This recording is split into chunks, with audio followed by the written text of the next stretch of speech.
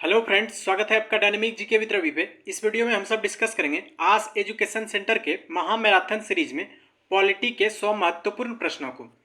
बढ़ते हैं क्वेश्चन की तरफ। पहला क्वेश्चन है, राष्ट्रपति को महाभियोग की प्रक्रिया से कौन अपदस्थ कर सकता है? सही उत्तर है ऑप्शन ए, संसद। राष्ट्रपति को महाभियोग की प्रक्रिया से कौन हटा सकता है? तो संसद हटा सकता है। नेक्स्ट है, राज्यसभा का सभापति अपना त्यागपत्र संबोधित करता है। सही उत्तर है ऑप्शन ए, राष्ट्रपति को। राज्यसभा का सभापति अपना त्यागपत्र किसको देता है? तो राष्ट्रपति को देता है। किस वर्ष तक के लिए लोकसभा के निर्वाचन क्षेत्रों के परिसीमन की प्रक्रिया को स्थगित कर दिया गया है? सही उत्तर है ऑप्शन ए, 2026 तक के लिए। राज्यसभा के सेवानिवृत्त होने वाले सदस्यों के संबंध में निम्न में से कौन सा कथन सत्य है? सही उत्तर है ऑप्शन बी, वे मात्र 2 ही बार पुनः मनोनीत हो सकते हैं। राज्यसभा के सभापति और उपसभापति की अनुपस्थिति में सदन की अध्यक्षता कौन करता है? सही उत्तर है ऑप्शन सी, उपसभाध्यक्षों के पैनल का कोई एक सदस्य। अनुच्छेद 249 के अंतर्गत संकल्प पारित करने के लिए राज्यसभा के कितने सदस्यों का समर्थक आवश्यक है?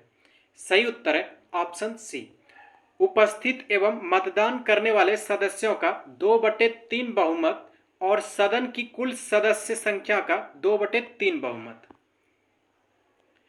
नेक्स्ट है, संघीय मंत्रिपरिषद के मंत्री उत्तरदायी होते हैं।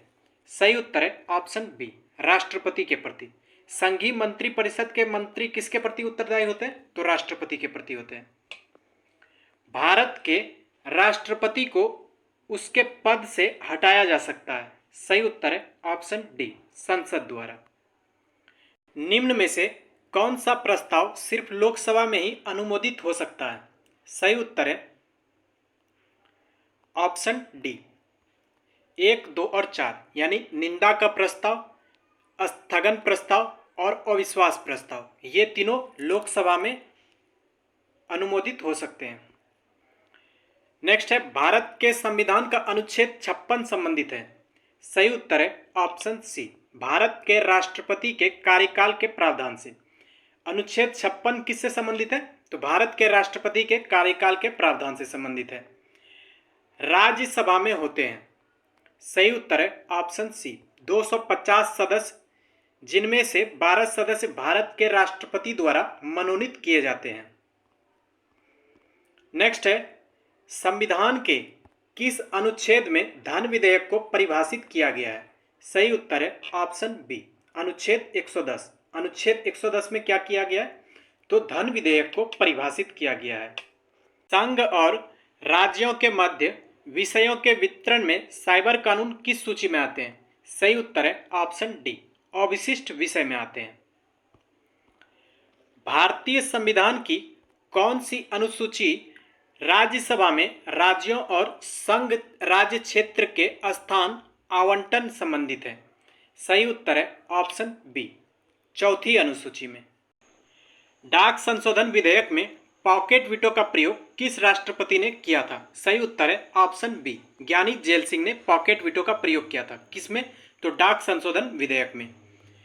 भारत के दोनों लोकसभा और राज्यसभा में कोरम के लिए कुल सदस्यों का कौन सा अंश आवश्यक है? सही उत्तर है ऑप्शन बी, 1/10 भाग। राज्यसभा के संबंध में निम्नलिखित में से कौन सा कथन सही है? इसका सही उत्तर है ऑप्शन सी, प्रत्येक दूसरे वर्ष इसके 1/3 सदस्य सेवानिवृत्त हो जाते हैं। किसके? तो राज्यसभा के। राज्यसभा में 22 सदस्य होते हैं, जिन्हें राष्ट्रपति द्वारा साहित्य, विज्ञान, कला और समाज सेवा में उनकी उत्कृष्टता के आधार पर नामित किया जाता है। सही उत्तर है ऑप्शन बी, 12 सदस्य होते हैं। भारत के संविधान के 22 के खंड 2 के अनुसार भारत के राष्ट्रपति भारत के मुख्य न्यायाधीश की नियुक्ति करते हैं। सही उत्तर है ऑप्शन ए, अनुच्छेद 124 के तहत। राज्यसभा का पदेन सभापति कौन होता है? सही उत्तर है ऑप्शन ए, भारत के उपराष्ट्रपति। राज्यसभा के पदेन सभापति कौन होते हैं? तो भारत के उपराष्ट्रपति होते हैं। लोकसभा की बैठक बुलाने के लिए सदस्यों की न्यूनतम संख्या यानी कि कोरम कितनी होनी चाहिए? सही उत्तर है ऑप्शन सी, सदन के सदस्यों की कुल संख्या की 1/10 भाग। भारतीय संविधान का अनुच्छेद 123 निम्न में से किसे अध्यादेश अधिनियमित करने की शक्ति प्रदान करता है? सही उत्तर है ऑप्शन सी, राष्ट्रपति। भारतीय संविधान के किस अनुच्छेद के प्रावधानों के तहत राष्ट्रपति को प्रत्येक 5वें वर्ष की समाप्ति पर या ऐसे पूर्वोत्तर समय पर जिसे राष्ट्रपति आवश्यक समझे वित्त आयोग का गठन करने का अधिकार है? सही उत्तर है ऑप्शन डी, अनुच्छेद 280 के तहत। नीति आयोग का स्वरूप क्या है? सही उत्तर है ऑप्शन बी, परामर्शदात्री संस्था। नेक्स्ट है बिहार में कुल संसदीय निर्वाचन क्षेत्रों की संख्या है? सही उत्तर है ऑप्शन बी, 40। बिहार में संसदीय निर्वाचन क्षेत्रों की कुल संख्या कितनी है? तो 40 है। भारतीय संविधान के किस अनुच्छेद में देश में चुनावों के आयोजन एवं विनियमन हेतु भारतीय संविधान द्वारा स्थापित एक संवैधानिक निकाय के रूप में भारतीय निर्वाचन आयोग यानी कि ईसीआई की परिकल्पना की गई है? सही उत्तर है ऑप्शन सी, अनुच्छेद 324 के तहत। बढ़ते हैं अगले क्वेश्चन की तरफ। अगला क्वेश्चन है हमारा, भारतीय संविधान का किस अनुच्छेद में भारत के महान्यायवादी से संबंधित प्रावधान दिए गए हैं? सही उत्तर है ऑप्शन बी, अनुच्छेद 76 में। किसी राज्य में पंचायत चुनाव डाइस द्वारा आयोजित किए जाते हैं? सही उत्तर है ऑप्शन सी, राज्य निर्वाचन आयोग के द्वारा। नेक्स्ट है, भारत का संवैधानिक निकाय कौन है? सही उत्तर है ऑप्शन डी, अंतरराज्यीय परिषद। यह क्या है? भारत का संवैधानिक निकाय है। संघ लोक सेवा आयोग को रिपोर्ट किसको प्रस्तुत करनी होती है? सही उत्तर है ऑप्शन ए, राष्ट्रपति को। संघ लोक सेवा आयोग को रिपोर्ट किसको प्रस्तुत करनी होती है? तो राष्ट्रपति को। चुनाव क्षेत्र में प्रचार अभियान बंद हो जाता है? सही उत्तर है ऑप्शन बी, मतदान प्रारंभ होने के 48 घंटा पूर्व। नेक्स्ट है, निम्नांकित में से कौन सी भारतीय संसद की वित्तीय समिति है? सही उत्तर है ऑप्शन सी, ए, बी और सी, यानी कि प्रकलन समिति, लोक लेखा समिति और लोक उपक्रम समिति। ये तीनों भारतीय संसद की वित्तीय समिति है। नेक्स्ट है, संसद में पहला लोकपाल विधेयक कब रखा गया था? सही उत्तर है ऑप्शन सी, 1968 ईस्वी में। संसद में पहला लोकपाल विधेयक कब रखा गया था? तो 1968 ईस्वी में रखा गया था। राज्य वित्त आयोग के संबंध में निम्नलिखित में से कौन सा सही है? सही उत्तर है ऑप्शन बी, यह एक संवैधानिक संस्था है। कैसी संस्था है राज्य वित्त आयोग? यह एक संवैधानिक संस्था है। भारतीय संविधान का कौन सा अनुच्छेद राष्ट्रपति के पद के लिए पुनः निर्वाचन की योग्यता निर्धारित करता है? सही उत्तर है ऑप्शन डी, अनुच्छेद 57। निम्नलिखित में से किसे भारत सरकार का प्रथम विधि अधिकारी समझा जाता है? सही उत्तर है ऑप्शन सी, महान्यायवादी को। नेक्स्ट है, केंद्रीय सतर्कता आयोग की स्थापना किसकी अनुशंसा पर की गई? सही उत्तर है ऑप्शन सी, संथानम समिति के सिफारिश पर। केंद्रीय सतर्कता आयोग की स्थापना किसकी अनुशंसा पर की गई? तो संथानम समिति की अनुशंसा पर। निम्नलिखित में से कौन एक राज्य की आकस्मिक निधि की स्थापना के लिए उत्तरदायी है? सही उत्तर है ऑप्शन ए, किसी राज्य का विधानमंडल। भारत के नियंत्रक एवं महालेखा परीक्षक के पद पर नियुक्ति का कार्यकाल होता है? सही उत्तर है ऑप्शन सी, 6 वर्ष।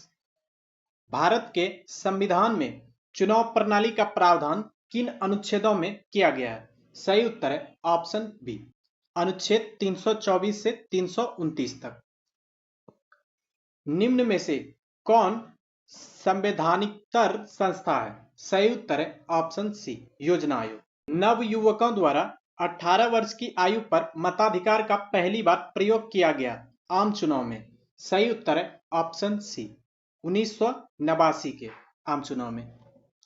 भारतीय संविधान के 70वें संशोधन द्वारा भारत के राष्ट्रपति के चुनाव में जिन दो केंद्र शासित प्रदेशों को भाग लेने का अधिकार दिया गया है वे हैं। सही उत्तर है ऑप्शन बी दिल्ली तथा पुडुचेरी। भारत के अटॉर्नी जनरल विधि सलाहकार हैं। सही उत्तर है ऑप्शन डी भारत सरकार के। अगर भारत के राष्ट्रपति के चुनाव में कोई विवाद है तो उस विवाद को सौंपा जा सकता है। सही उत्तर है ऑप्शन सी भारत के सर्वोच्च न्यायालय को। कानूनी विषयों पर राज्य सरकार को कौन परामर्श देता है? सही उत्तर है ऑप्शन बी एडवोकेट जनरल। भारतीय संविधान के किस अनुच्छेद के अंतर्गत अखिल भारतीय सेवाओं का प्रावधान किया गया है? सही उत्तर है ऑप्शन सी अनुच्छेद 312। 312 में क्या है? अखिल भारतीय सेवाओं का प्रावधान है। भारतीय संविधान के निम्न में से कौन से अनुच्छेद के अंतर्गत नागरिक अपने मौलिक अधिकारों की रक्षा के लिए उच्च न्यायालय में याचिका दायर कर सकते हैं? सही उत्तर है ऑप्शन डी अनुच्छेद 226 के तहत। केंद्र सूची के विषयों के संदर्भ में सर्वोच्च न्यायालय के क्षेत्राधिकार एवं शक्तियों को कौन विस्तृत कर सकता है? सही उत्तर है ऑप्शन डी संसद। कौन विस्तृत कर सकता है? तो संसद विस्तृत कर सकता है। निम्नलिखित में से किस पर भारत का सर्वोच्च न्यायालय अपीलीय क्षेत्राधिकार का उपयोग नहीं करता है? सही उत्तर है ऑप्शन डी सैन्य मामलों में अपील। निम्न में से सर्वप्रथम किस वाद में उच्चतम न्यायालय ने कहा कि प्रस्तावना संविधान का हिस्सा नहीं है? सही उत्तर है ऑप्शन ए बेरूबरी यूनियन वाद में। बेरूबरी यूनियन वाद में क्या बोला कि प्रस्तावना संविधान का हिस्सा नहीं है। न्यायिक पुनरावलोकन का अर्थ यह है कि सर्वोच्च न्यायालय। सही उत्तर है ऑप्शन डी किसी भी राज्य के कानूनों को अवैध घोषित कर सकता है। उच्छिखल कानून कोई कानून नहीं है। भारत के सर्वोच्च न्यायालय ने किस मामले में इस सिद्धांत को सुस्पष्ट किया? सही उत्तर है option B Menaka Gandhi case में। भारतीय संविधान का कौन सा अनुच्छेद भारत के उच्चतम न्यायालय को परामर्श संबंधी क्षेत्राधिकार प्रदान करता है? सही उत्तर है ऑप्शन ए अनुच्छेद 143 के तहत। निम्न में से भारतीय संविधान का कौन सा अनुच्छेद कार्यपालिका से न्यायपालिका के पृथक्करण से संबंधित है? सही उत्तर है ऑप्शन ए अनुच्छेद 50। भारत के सर्वोच्च न्यायालय के न्यायाधीश के लिए आयु सीमा क्या है? सही उत्तर है ऑप्शन डी 65 वर्ष। 1973 के किस मामले में सुप्रीम कोर्ट ने अपने पिछले फैसले को दुरुस्त किया और कहा कि प्रस्तावना संविधान का एक हिस्सा है? सही उत्तर है ऑप्शन बी केशवानंद भारती बनाम केरल राज्य में। भारत में संघीय न्यायालय की स्थापना किस अधिनियम या रिपोर्ट के द्वारा की गई? सही उत्तर है ऑप्शन डी भारत सरकार अधिनियम 1935 के तहत। निम्नलिखित में से किस वाद में उच्चतम न्यायालय ने संविधान के मूल ढांचे का सिद्धांत प्रतिपादित किया था? सही उत्तर है ऑप्शन सी केशवानंद भारती। निम्नलिखित में से किस अधिनियम में कलकत्ता में सर्वोच्च न्यायालय की स्थापना का प्रावधान किया गया था? सही उत्तर है ऑप्शन ए रेगुलेटिंग एक्ट 1773। प्रत्यक्ष बंदीकरण अधिनियम के अंतर्गत एक व्यक्ति बिना मुकदमा चलाए बंदी बनाया जा सकता है? सही उत्तर है ऑप्शन बी 3 माह के लिए। संविधान के किस अनुच्छेद में देवनागरी लिपि में हिंदी को राजभाषा घोषित किया है? सही उत्तर है ऑप्शन सी अनुच्छेद 343 के तहत। क्या किया गया है? तो देवनागरी लिपि में हिंदी को राजभाषा घोषित किया गया है। जापान की संसद कहलाती है? सही उत्तर है ऑप्शन बी डायट। जापान की संसद क्या कहलाती है? तो डायट कहलाती है। भारतीय संविधान के अनुच्छेद 343 एक के अनुसार डैश लिपि में लिखी हुई हिंदी भारत की राजभाषा होगी? सही उत्तर है ऑप्शन ए देवनागरी लिपि में। निम्न में से कौन सा मूल अधिकार आपातकाल समय भी निलंबित नहीं हो सकता? सही उत्तर है ऑप्शन बी जीवन की सुरक्षा का अधिकार, ये आपातकाल के समय भी निलंबित नहीं हो सकता है। किस अनुच्छेद के अनुसार भारत के राष्ट्रपति द्वारा राष्ट्रीय आपातकाल की घोषणा की जा सकती है? सही उत्तर है ऑप्शन ए, अनुच्छेद 352 के तहत। भारतीय संविधान का कौन सा अनुच्छेद राज्यों में संवैधानिक तंत्र के असफल होने की स्थिति में राष्ट्रपति शासन का प्रावधान करता है? सही उत्तर है ऑप्शन ए, अनुच्छेद 356 के तहत। संसद द्वारा संकट काल की घोषणा का अनुमोदन कितनी अवधि के अंतराल में होना आवश्यक है? सही उत्तर है ऑप्शन बी, 1 माह के अंतराल में। आपातकाल की घोषणा होने के 1 महीने के अंदर किस संस्था से पारित होना जरूरी है? सही उत्तर है ऑप्शन सी, दोनों सदनों से पारित होना जरूरी है। यदि राष्ट्रीय आपातकाल घोषित किया जाता है तो उसे प्रत्येक डैश बाद संसद का अनुमोदन प्राप्त होना आवश्यक होता है? सही उत्तर है ऑप्शन ए, 6 माह के बाद संसद का अनुमोदन प्राप्त होना आवश्यक होता है। निम्नलिखित में से किस अनुच्छेद के तहत भारतीय संविधान में वित्तीय आपातकाल का प्रावधान किया गया है? सही उत्तर है ऑप्शन ए, अनुच्छेद 360 में वित्तीय आपातकाल का प्रावधान किया गया है। संविधान में कितने प्रकार के आपातकालों का प्रावधान है? सही उत्तर है ऑप्शन सी, 3 प्रकार के आपातकालों का प्रावधान है संविधान में। राष्ट्रीय आपातकाल के लिए आंतरिक गड़बड़ी शब्द को सशस्त्र विद्रोह से डैश में बदल दिया गया है? सही उत्तर है ऑप्शन डी, 1978 ईस्वी में आंतरिक गड़बड़ी शब्द को सशस्त्र विद्रोह में बदल दिया गया है। भारत के संविधान में आपातकाल के दौरान मौलिक अधिकारों को निलंबित करने का विचार किस देश से लिया गया है? सही उत्तर है ऑप्शन ए, जर्मनी से लिया गया है। भारतीय संविधान में आपात उपबंध डैश से लिए गए हैं? सही उत्तर है ऑप्शन बी, भारत सरकार अधिनियम 1935 से लिए गए हैं। किसको? तो आपात उपबंध को। भारत में अब तक कितनी बार वित्तीय आपातकाल घोषित किया जा चुका है? सही उत्तर है ऑप्शन डी, कभी नहीं। नेक्स्ट है, निम्नलिखित में से किस परिस्थिति में राष्ट्रपति आपातकाल की घोषणा कर सकते हैं? इसका सही उत्तर है ऑप्शन बी, 1, 3 और 4। यानी कि क्या हो जाएगा इसमें? बाहरी आक्रमण के समय, राज्यों में संवैधानिक तंत्र की विफलता के समय और वित्तीय संकट के समय राष्ट्रपति आपातकाल की घोषणा कर सकते हैं। भारतीय संविधान का अनुच्छेद 368 डैश से संबंधित है? सही उत्तर है ऑप्शन बी, संविधान के संशोधन से। अनुच्छेद 368 किससे संबंधित है? तो संविधान के संशोधन से संबंधित है। भारतीय संविधान की अनुसूची 6 में किन किन राज्यों को शामिल किया गया है? सही उत्तर है ऑप्शन ए, असम, त्रिपुरा, मेघालय व मिजोरम। भारतीय संविधान की 10वीं अनुसूची निम्नलिखित में से किसके बारे में है? सही उत्तर है ऑप्शन ए, दल बदल विरोधी के संबंध में है। भारतीय संविधान का भाग 4 डैश से संबंधित है? सही उत्तर है ऑप्शन ए, राज्य नीति निर्देशक सिद्धांत से संबंधित है। कौन? तो भारतीय संविधान का भाग 4। भारतीय संविधान के किस भाग को डॉक्टर बी.आर. अंबेडकर द्वारा संविधान की एक अद्वितीय विशेषता कहा गया है? सही उत्तर है ऑप्शन सी, राज्य नीति निर्देशक सिद्धांत को क्या कहा गया है? भीमराव अंबेडकर के द्वारा संविधान की एक अद्वितीय विशेषता कहा गया है। भारतीय संविधान की 8वीं अनुसूची में इनमें से किस भाषा का उल्लेख नहीं किया गया है? सही उत्तर है ऑप्शन ए, अवधी। किस भाषा का उल्लेख नहीं किया गया है 8वीं अनुसूची में? तो अवधी भाषा का। 42वें संविधान संशोधन अधिनियम द्वारा कुछ विषयों को राज्य सूची से समवर्ती सूची में स्थानांतरित कर दिया गया था। निम्न में से कौन उनमें से एक नहीं है?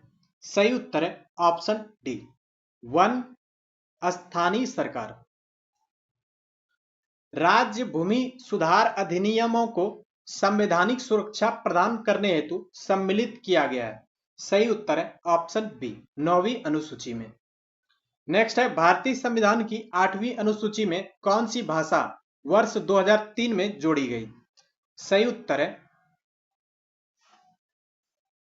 ऑप्शन डी, संथाली भाषा को। भारत के संविधान निर्माताओं ने 7वीं अनुसूची में वर्णित समवर्ती सूची की अवधारणा को ग्रहण किया था। सही उत्तर है ऑप्शन बी, ऑस्ट्रेलिया के संविधान से। निम्नलिखित में से कौन सी मद भारत के संविधान की समवर्ती सूची में है? सही उत्तर है ऑप्शन ए, जनसंख्या नियंत्रण और परिवार नियोजन से। भारतीय संविधान के किस संशोधन में वनों को राज्य सूची से समवर्ती सूची में स्थानांतरित कर दिया गया? सही उत्तर है ऑप्शन बी, 42वां संविधान संशोधन। भूमि सुधार डाइस के विषयों के अंतर्गत है? सही उत्तर है ऑप्शन सी, राज्य सूची के विषयों के अंतर्गत है। कौन? तो भूमि सुधार। निम्नलिखित में से कौन सा विषय समवर्ती सूची में है? सही उत्तर है ऑप्शन बी, शिक्षा। शिक्षा किस सूची में है? समवर्ती सूची में है शिक्षा। शिक्षा जो प्रारंभ में राज्य सूची का विषय था उसे समवर्ती सूची में स्थानांतरित किया गया। सही उत्तर है ऑप्शन सी, 42वें संविधान संशोधन के द्वारा। क्या किया गया? शिक्षा पहले राज्य सूची का विषय था, उसे समवर्ती सूची में स्थानांतरित कर दिया गया। कब? तो 42वें संविधान संशोधन के द्वारा। भारतीय संविधान की 8वीं अनुसूची में कितनी भाषाएं शामिल है? सही उत्तर है ऑप्शन ए, 22 भाषाएं शामिल है। नेक्स्ट है सही कूट चुनिए। एक तरफ संवैधानिक संशोधन दिया गया है, दूसरी तरफ प्रावधान दिया गया है, इसमें मिलान करना है। देखते हैं 101वां संविधान संशोधन, इसमें क्या हुआ? वस्तु एवं सेवा कर लागू हुआ। 102वां संविधान संशोधन में क्या हुआ? राष्ट्रीय पिछड़ा वर्ग आयोग को संवैधानिक दर्जा मिला। 103 में क्या हुआ? आर्थिक रूप से कमजोर वर्ग के लिए अधिकतम 10% का आरक्षण हुआ। और 104 में क्या हुआ? लोकसभा में आंग्ल भारतीय समुदाय के लिए आरक्षित सीटों के प्रावधान को समाप्त किया गया। तो इसका सही उत्तर है ऑप्शन बी, 1 का 3 हो गया, बी का 4 हो गया, सी का 2 हो गया और डी का 1 हो गया। नेक्स्ट है सूची 1 तथा सूची 2 को सुमेलित कीजिए तथा सूचियों के नीचे दिए गए कूटों से सही उत्तर। एक तरफ संवैधानिक प्रावधान दिया गया है, दूसरी तरफ स्रोत दिया गया है। पहला है मौलिक अधिकार। मौलिक अधिकार कहां से लिया गया है? तो ये अमेरिका का अधिकार पत्र से लिया गया। राज्य की नीति निर्देशक तत्व, ये आयरिश के संविधान से लिया गया। संसदीय सरकार, ये ब्रिटिश संविधान से लिया गया। केंद्र राज्य संबंध, ये कनाडा के संविधान से लिया गया।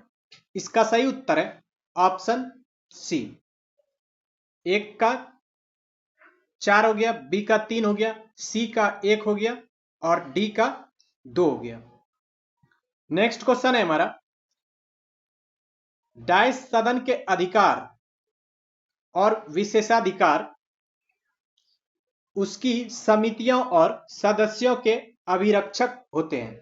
सही उत्तर है ऑप्शन ए, स्पीकर। राष्ट्रपति द्वारा प्रख्यापित अध्यादेशों के संदर्भ में निम्नलिखित में से कौन सा सही है? इसका सही उत्तर है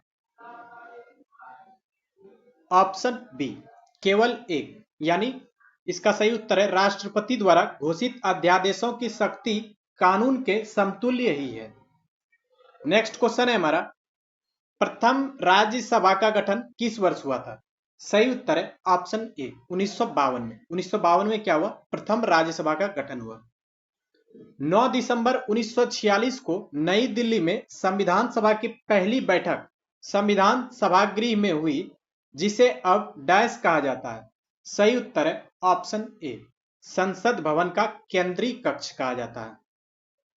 नेक्स्ट है, प्रधानमंत्री सहित मंत्रिमंडल में मंत्रियों की कुल संख्या लोकसभा के सदस्यों की कुल संख्या के 2.5 से अधिक नहीं हो सकती। सही उत्तर है ऑप्शन डी, 15% से अधिक नहीं हो सकती। ओके फ्रेंड्स, इस वीडियो में यहीं तक। उम्मीद करता हूं कि आप लोगों को यह वीडियो अच्छी लगी होगी। अगर चैनल पे नए हैं तो सब्सक्राइब कर लीजिए। मिलते हैं जल्द एक नए वीडियो में। Okay, thank you.